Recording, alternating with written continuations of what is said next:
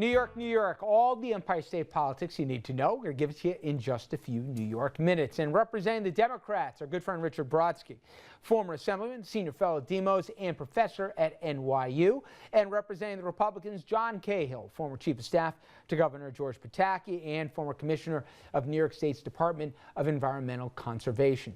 Gentlemen, let's start. First is Assembly Speaker Shelly Silver, taking a lot of heat for his protection of disgraced former member Vito Lopez. Lopez, as you all know, accused of sexually harassing female employees. Silver did little to stop Lopez and even authorized secret payment of more than $103,000 in taxpayer funds to hush Lopez's alleged victims. Lopez accused of groping, kissing two of his staffers without their consent and repeatedly harassing several female employees with inappropriate questions, asking them not to wear bras, even asking others to touch his tumors. It gets more and more gross the more you read here. All right. We all agree Vito Lopez doesn't have a defender on the planet.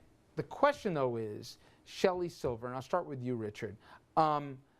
Even he acknowledged that he would have handled it differently if given a second chance. But is that enough? Did he, in ways, abet here Lopez? No, and after it was brought to his attention, were people, young women, put at risk because he was allowed to stay where he was? He did not. At the time that Shelly made the mistake he made, the issue only was Vito being a jerk. The assault charges, the groping, that stuff was not part of that first go-around. He should have done more. That's fine. I'm not a believer in the death penalty. This is a guy who's done a great deal for a lot of people, including George Pataki.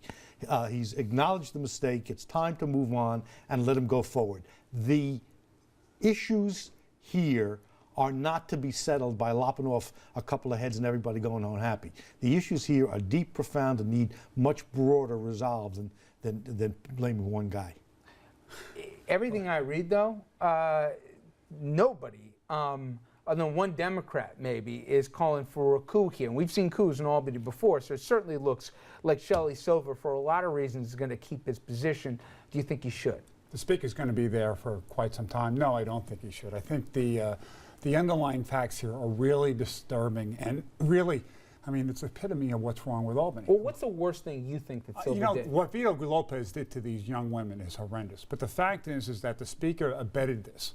He allowed it to happen. This is not the first time a sexual harassment charge has been brought somebody in the legislative chamber in which it was not handled appropriately. And there should be zero countenance. Can you point to another organization in the country where we'd have secret payments, hush money paid to an employee, John, and nothing happens to the person? Yes, John, it was a settlement secret of a lawsuit. But who's paying you for it? You did that under no, George it's a settlement Pataki of the lawsuit that was not even, that they required that the plaintiffs here were not to disclose. It was hush money, Richard. It should have been, there's no transparency. Every governor's and done no it. one can. No, we haven't done it. We've never paid for a sexual harassment suit by one of our executives. No, it's never happened. It's never happened to one of the members of his cabinet. Never. Okay. A question came and this out isn't the first time, by the way. Out of another lawmaker who got in trouble, Assemblyman Nelson Castro. This guy's actually thinking of running for the very seat he was just forced to vacate as part of a perjury plea deal. Now, some of the fellow lawmakers having fun with it. New York State Democratic Party co-chair Keith Wright joked, what would he run for? New York's finest informant. Now, I know this was a slip of the tongue or a joke or an attempt at humor here, but seriously, without naming names, does Albany fully get the scope of just how bad things have gotten, where they're joking around that this guy's worst offense is that he's an informant? Let him yell for a minute, and then I'll go. No, they haven't gotten it. Why would they have gotten? What has changed in Albany fundamentally that would get the legislators to change how they act? They're reelected every time with the support of their leadership. The leaders raising the money. They're running the districts. They're given member items to spread throughout their district. Nothing has really changed. And until, frankly, term limits or something dramatic happens, transparency, some sort of direct accountability of the legislatures and their conduct, it's not going to change. It will be the same thing over and over again. I guarantee you a year from now, we'll be talking about some other legislatures that are under indictment or investigation. It's not going to change until the fundamental way the legislature conducts itself changes. Otherwise, these guys are just going to get Coming from the reelected, executive reelected, branch, reelected. where 1/3 of the previous governors that's of such New a- York Richard, that's have had ridiculous problems comment. with sex crimes, and 50% of the controllers, you want to blame the 50% legislature? of the controllers, John, 1 out of 2. you're yelling again. Well, one out of 3 governors. Richard, it's not a fair One out of point. 2. 1 out of 3 governors. You wanna David do Patterson decided percentages? not to No, run again. Let's not do math here. Just resigned one second. on nothing Not like math, this. but the fact that Wright says, what's he, the state's best informant? Well, Castro was bad, and it's not. And I know it was just a single offshoot line, but it's just, at least for many, a reminder that some of these clowns still haven't gotten it. Do you think I'm wrong? I think you're wrong. And I think no one feels the pain of the public attitudes towards the legislature other than the sitting members of the legislature who are honest and do a good job. And that's 95% of them, as opposed to 65% of the governors. That's 6 38 members of the legislature. He knows. He's just playing with us. All right. Now let's talk about probably the New York Politico got more press here than anybody this past week. Anthony Weiner formally announces, he's running for mayor. Now, the announcement came in the form of what I thought was a pretty good produced campaign ad. Take a look. Look, I made some big mistakes, and I know I let a lot of people down. But I've also learned some tough lessons. I'm running for mayor because I've been fighting for the middle class and those struggling to make it my entire life. And I hope I get a second chance to work for you. But not many power players or electeds, for that matter, flocking to the former congressman's side. When asked his reaction to a Weiner election would be, Governor Cuomo said, quote, "Shame on us." Now, I since backpedal from the joke and leave it to the Post to come up with the following front page. Cuomo beats Weiner. But anyway, I'm sorry, I couldn't resist. That said, listen, is this guy electable? You think? He's not. Would you have said the same thing about Sanford down in South Carolina before that race? This isn't Sanford. This is far worse than Sanford. That was a extramarital relationship. This is something far worse. Listen, he can play. First of all, why is it worse? Well, I mean, texting. Who knows how many text messages that he sent out there? It wasn't a relationship. It was something, I think, that people have a really bad visceral reaction. Taking pictures of yourself. It's frankly pretty strange. But he can be a factor, I think, in the Democratic primary. I mean, his message could resonate with middle-class, out-of-borough voters. And frankly, it looks like he's trying to use public finance, not to get elected mayor, but to reconstruct his image. I think that's what his goal is going to be. And frankly, I see that as another criticism of the way we do public finance in New York City. But as far as electability, I can't see how he's electable. Richard, nomination, Mr. Math here, who likes the percentages, if nothing else, if there was any doubt that Thompson could force Quinn into a runoff, this thing would cement it. Oh, nobody's going to hit the magic number, right? Fortunately, the people of the state of New York have very little in common with the ideas of John Kay. There's a forgiveness if there's something substantial underneath the sin. Is there? Well, Anthony Weiner seems to think so. The polls seem to indicate that there's a live chance of doing this. What people are saying is, you've made a mistake, you've confessed, you've apologized. Now I'm going to give you a clean, good look and see if anything real is going on.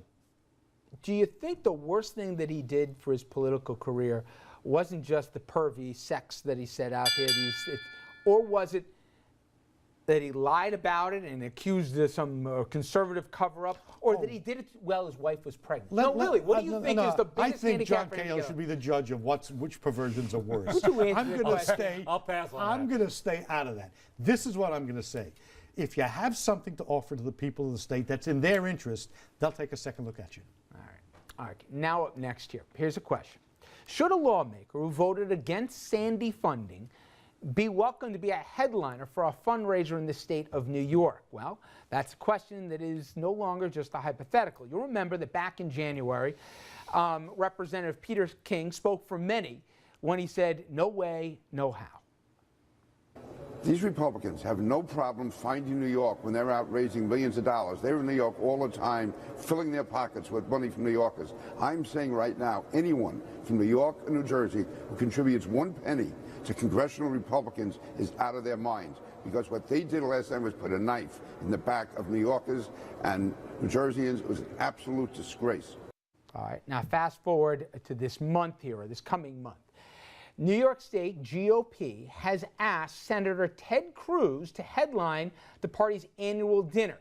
This is post-Sandy, Not only did Senator Cruz vote against it once, but twice for federal recovery funding for not just New York, but the East Coast states that were affected by that.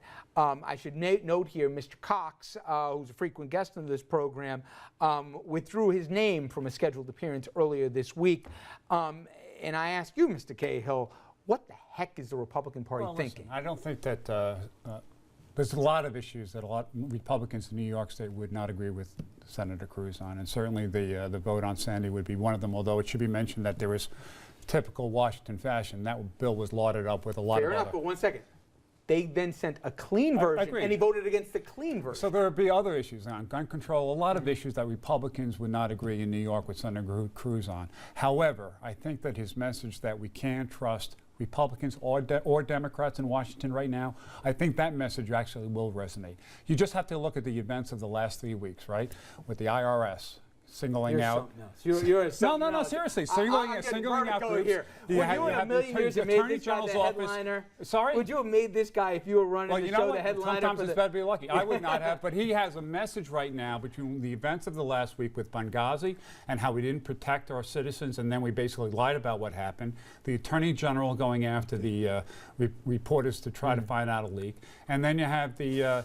So let me see if I understand it. Shelley Silver, no good. Anthony Weiner, no good. Ted Cruz, who took positions that actually hurt New Yorkers. Yeah, fine. That's fine. No. Listen, he's taking a vote as a senator from Texas, all right? He's not involved in covering up any crime of sexual harassment of women, right? We have a hierarchy of values, John. Well, you can screw every New Yorker criminal hurt by actions Sandy. and you just can't do the same thing. harassing women, as opposed to having a different philosophical view. I can, as you know, Richard, I can deal with people having different philosophy. He's not entitled to hurt the people of New York who were hurt by Sandy. And that should be true for the Speaker as well and for the members of the legislature. See how they turned it all around? That was very nice. Well, that is going to wrap it up for as usual a not dull segment of this week's New York, New York. Here, tune in again next week for the next installment. Gentlemen, thank you. Always a mitzvah.